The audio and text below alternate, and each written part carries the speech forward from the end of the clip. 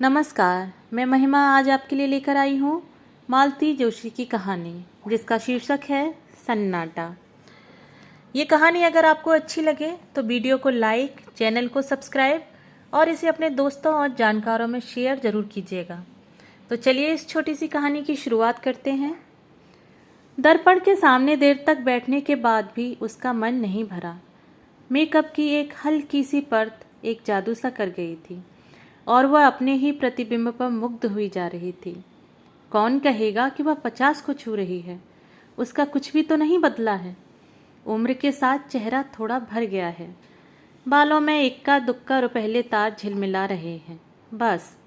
पर इन बातों ने तो उसके सौंदर्य को गरिमा ही प्रदान की है। अब तो सारा दिन ही जैसे भागम भाग में बीतता है। बिंदी लगाने भर को वह आईने में झांक पाती है। नहीं तो एक समय वह भी था जब वह घंटों आईने के सामने बैठकर निहारा करती थी। उन दिनों कॉलेज भर में उसके रूप के चर्चे थे। इसी रूप जाल ने तो गिरीश को बांधा था। इसी के बल पर तो वह बिना किसी दान दहेज के इतने बड़े घर में आ गई थी। बड़ा घर याद आते ही उसका मन ऐसा कसेला हो उठा जैसे दांतों नीचे कोई कड़वी चीज आ गई हो। बीते दिनों की स्मृतियों ने कोई मधुर रागिनी न छेड़ी, बल्कि मन में एक टीस सी उठी। वह एक झटके के साथ उठी और कपड़ों की अलमारी के सामने जाकर खड़ी हो गई। बेकार की बातों में वह इस समय अपना अच्छा भला मूड बिगाड़ना नहीं चाहती थी। साड़ी का चुनाव वाकई एक समस्या थी। अपनी रोज़मर्रा की साड़ियों की ओर तो उसने झांका भी नहीं। साल दर साल उन्हें ही पहनते वह ऊब चुकी थी। कुछ साड़ियाँ जो समारोहों के लिए खरीदी गई थीं, पर हर कपड़ा हर मौके पर खिलता थोड़ी ही है। साड़ी ऐसी हो जो अवसर विशेष के अनुकूल हो और उसकी सौम्य सोबर इमेज भी बनाए रखे। कपड़ों को उलट पुलट करते हुए उत्तरा को निशी बहुत याद आई। वह होती तो क्या उसे इतना सोचना पड़ता। वह तो पता नहीं कब से मुनासिब सी साड़ी, मैचिंग चूड़ियाँ, पर्स, चप्पलें सब कुछ निकाल कर रख चुकी होती। उसके रहते मजाल थी कि मम्मी उल्टा सीधा पहनकर या बेतरतीबी से बाल लपेटकर बाहर चली जाएं। कपड़े ही नहीं, उसका तो घर की हर समस्या पर अधिकार था। कोई भी काम उस पर छोड़कर निश्चिंत हुआ जा सकता था। उसके रहते घर कैसा भरा भरा सा लगता था, इस तरह द्वीपों में बटा हुआ नहीं था। उत्तरा को पीएचडी मिली थी तब निशी मुश्किल से 16 की रही होगी। स्टाफ मेंबर्स पार्टी के लिए इसरार कर रहे थे। उत्तरा ने सोचा था वहीं कैंटीन में कुछ खिला पिला देगी, पर निशी अड़ गई। कॉलेज में क्यों मम्मी? क्या तुम्हारा घर नहीं है? और पार्टी का सारा प्रबंध उसने अकेले ही किया। खाना तो खैर बनवाया गया था, पर प्लेटें, चम्मच, नैपकिन्स, बर्फ, यहाँ तक कि पान सुपारी और जर्दे की व्यवस्था भी उसने इतनी सुघड़ता से की थी कि सब चकित रह गए। लोग अब फिर पार्टी मांग रहे हैं, पर अब उत्तरा की हिम्मत टूट गई है। यूँ तो कहने को घर में आशु भी है, पर आशु, उसने आवाज़ दी, पर जैसा कि वह जानती थी कोई जवाब नहीं आया। आजकल तो वह बस अपने पापा के आसपास ही मंडराया करती है। निशी भी थी तो आशु उसके साथ लगी रहती थी। उसकी शादी क्या हुई, दोनों ही लड़कियां हाथ से निकल गईं। आशु, इस बार आवाज़ थोड़ी ऊंची थी और तल्ख भी। क्या है मम्मी? मूर्तिमान बेजारी बनकर आशु सामने आकर खड़ी हो गई। उसके लहजे से उत्तरा का पारा चढ़ गया। वह भूल सी गई कि क्यों बुलाया था। रूखे स्वर में पूछा, तुम अभी तक तैयार नहीं हुई? चलना नहीं है क्या? कहाँ? ओह, आज आपका फंक्शन है। सॉरी मम्मी, मेरा जाना नहीं हो सकेगा। क्यों? पापा को बुखार है। कोई नई बात है? नहीं न सही, पर ऐसी स्थिति में उन्हें अकेला तो नहीं छोड़ा जा सकता ना। 2 घंटे महादेव उनके पास बैठ सकता है। सो तो है, पर मम्मी वहाँ सारी साहित्यिक बातें होंगी, मेरी समझ में तो कुछ आएगा नहीं, वैसे ही बोर हो जाऊंगी। ठीक है, उत्तरा ने विषय समाप्त करते हुए कहा। आशु जैसे प्रतीक्षा ही कर रही थी, तुरंत पलटकर चल दी। उत्तरा देर तक उसे देखती रही। इन दिनों वह एकदम अपनी माँ की प्रतिकृति सी बनती जा रही थी, पर माँ से कितनी दूर फिक गई है, इसके विपरीत निशी एकदम अपने पापा पर गई है। पर बचपन से ही वह मम्मी की बेटी रही है। पिछले दिनों से तो वह बेटी से भी ज़्यादा सखी बन गई थी। कोई भी बात उससे निसंकोच कहकर वह हल्का हो लेती थी। निशी बड़ी बहन की तरह से सांत्वना देती, धीरज बंधाती। कभी कभी तो उसका पक्ष लेकर पापा से भिड़ भी जाती थी। शादी होते ही लड़कियां कितनी बदल जाती हैं। सारी माया ममता पता नहीं कहाँ खो जाती है। अब तो बस निखिल और मंटू निशी की दुनिया इन दोनों में सिमट कर रह गई है। मम्मी, दोबारा अपनी बेजारी जताते हुए आशु सामने खड़ी हो गई थी। वो लोग आ गए हैं। अरे 4 बज गए क्या? उसने चौंक कर घड़ी देखी। आशु, उन्हें बिठाओ, पानी वानी पिलाओ, मैं बस आ ही रही हूँ। अपने को आखिरी बार आईने में देखने के लिए वह मुड़ी तो उसमें निशी का खिंचा खिंचा सा चेहरा ही परिलक्षित हुआ। उत्तरा जल भुनकर रह गई। मेरे मेहमानों को 1 गिलास पानी पिलाने में इसकी जान जाती है। पापा के लिए हर आधा घंटा बाद चाय बनाते समय इसके हाथ नहीं थकते। वह बुदबुदाई पर सारा गुस्सा भीतर ही भीतर पी गई। इस समय वह अपना मन एकदम प्रसन्न रखना चाहती थी। हेलो एवरीबॉडी, उसने बड़े खुशनुमा अंदाज में कहते हुए हॉल में प्रवेश किया। पर वहाँ सतीश मेहता अकेला बैठा अखबार पढ़ रहा था। सामने ट्रे में पानी से भरा गिलास अनछुआ रखा था। चलो, उसने कहा। बाय ऑल मीन्स मैडम, कहते हुए वह खड़ा हो गया पर एकदम ठिठक गया। अंकल नहीं चलेंगे? दरवाजे तक पहुंच गई थी उत्तरा, पर देखा कि सतीश अभी वहीं खड़ा है। नहीं, अंकल नहीं चलेंगे, उनकी तबीयत ठीक नहीं है। स्वर को यथासाध्य तल्ख बनाते हुए उसने कहा। और आशु जी? सतीश ने अस्फुट किंतु उत्सुक स्वर में पूछा। नहीं, वह कैसे आ सकती है? उनके पास भी तो कोई चाहिए। वैसे तो मेरा जाना भी मुश्किल ही था, पर अब तुम लोगों ने इतना बड़ा आयोजन रखा है। और यह कहते हुए वह खटाखट सीढ़ियां उतरकर गाड़ी के पास जाकर खड़ी हो गई। मेहता को मजबूरन साथ आना ही पड़ा, पर उसके लिए दरवाज़ा खोलते हुए, अपनी सीट पर बैठते हुए और गाड़ी स्टार्ट करते हुए उसकी आंखें बराबर बंद दरवाजे पर खिड़कियों के पर्दों पर ही लगी रही, पर उन्हें निराशा ही हाथ लगी। बेचारा सतीश, उत्तरा को उस पर दया हो आई। बेचारा जान छिड़कता है आशु पर वह लड़की है कि 1 मिनट पापा को आंखों की ओट नहीं करना चाहती।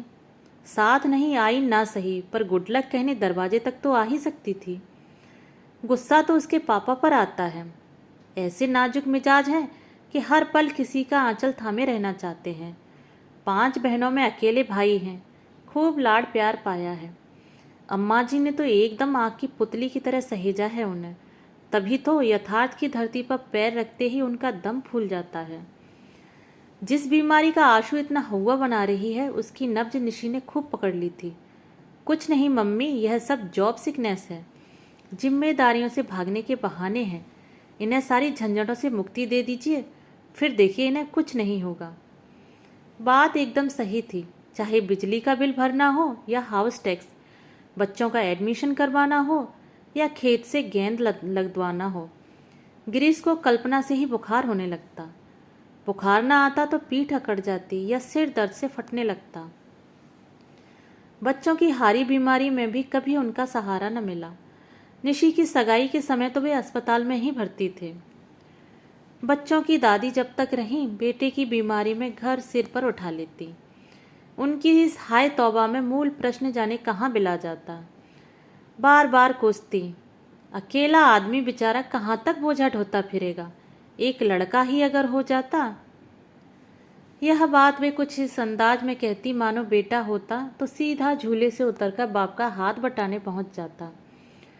अम्मा जी की मृत्यु के बाद तो गिरीश एकदम से निराश्रित हो गए। पहले तो उन्होंने उत्तरा का सहारा लेना चाहा, पर वैसी संवेदनशील सेवा वह कैसे करती, कब करती? आखिर बच्चे भी तो उसी को पालने थे। नौकरी भी अब उसके लिए शौकिया नहीं रही थी, वह जीवन की अनिवार्य आवश्यकता बन गई थी। बड़ा घर मात्र एक छलावा था, सारे सब्ज बाग दूर के ढोल निकले।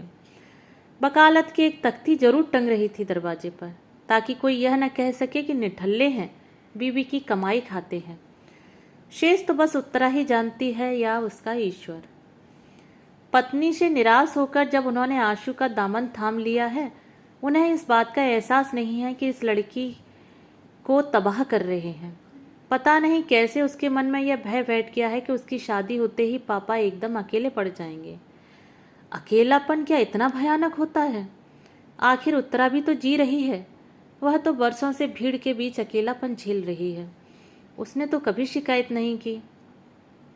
मैडम, वह जैसे हड़बड़ाकर तंद्रा से जागी। गाड़ी मछली की तरह फिसलती हुई कब कॉलेज पहुंच गई उसे पता ही नहीं चला।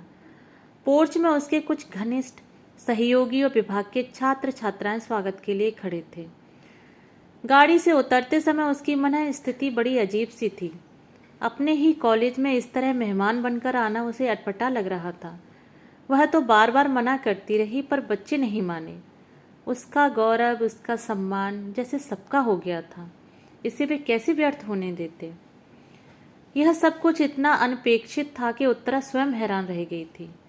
वर्षों के अध्ययन और परिश्रम के बाद उसने एक भारी भरकम पुस्तक लिख डाली थी, भारतीय नारी की सामाजिक चेतना, उदय और विकास। बड़ी मुश्किल से तो वह प्रकाशक जुटा पाई थी। उसने उस समय बस यही आशा की थी कि शिक्षा मंत्रालय द्वारा खरीद ली गई तो पुस्तक कॉलेज के पुस्तकालयों में पहुंच जाएगी। 4 लोग इसे पढ़ेंगे तो उसका श्रम सार्थक हो जाएगा। पर आश्चर्य, पुस्तक तो अकादमी पुरस्कार जीत लाई। उसे तो सुनकर कानों पर विश्वास ही नहीं आया था। उसके छात्र जगत में तो आनंद की लहर दौड़ गई थी। पुरस्कार समारोह तो राजधानी में अगले महीने होना था, पर उन लोगों ने कॉलेज में उससे पहले ही एक सम्मान समारोह आयोजित कर डाला। उसे हमेशा अपने विद्यार्थियों से आदर और स्नेह मिलता रहा है कि छात्र अनुशासनहीनता की पुकार मचाने वाले उसके सहयोगी अक्सर उससे ईर्ष्या करने लगते हैं। फैकल्टी का वह छोटा सा हॉल बड़े कलात्मक ढंग से सजाया गया था।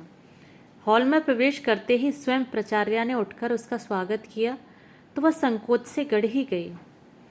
उसे पहले तो फूल मालाओं से लाद दिया गया, फिर भाषणों का दौर प्रारंभ हुआ।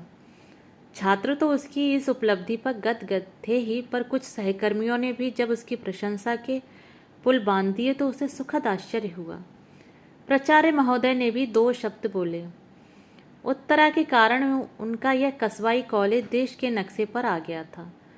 प्रमुख अतिथि थे जिलाधीश महोदय।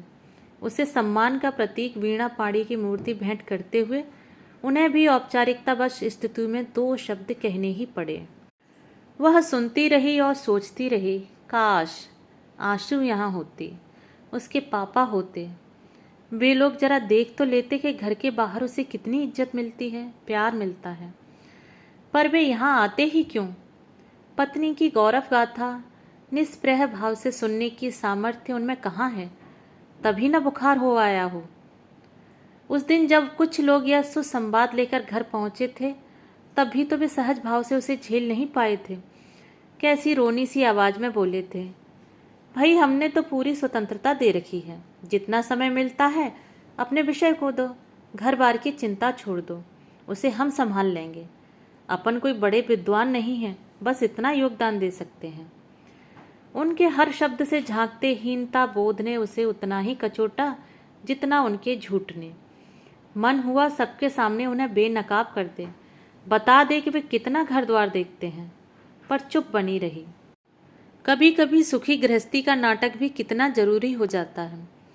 इस समय भी वह प्रसंग याद आते ही उसका मन फुफकार उठा।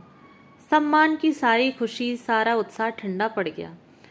रात भर जागकर एक आलेख तैयार किया था, पर बोलने के लिए खड़ी हुई तो एक भी शब्द याद नहीं आया। पहली बार कागज की जरूरत महसूस हुई। सुनने वालों ने समझा भाव विह्वल हो जाने से उसकी बाड़ी अवरुद्ध हो गई है, नहीं तो वह साक्षात सरस्वती है।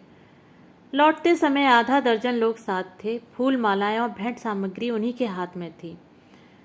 दरवाजा वैसा ही बंद था। चलते समय न तो किसी ने विदा किया था, न वहां अब कोई स्वागत में खड़ा था।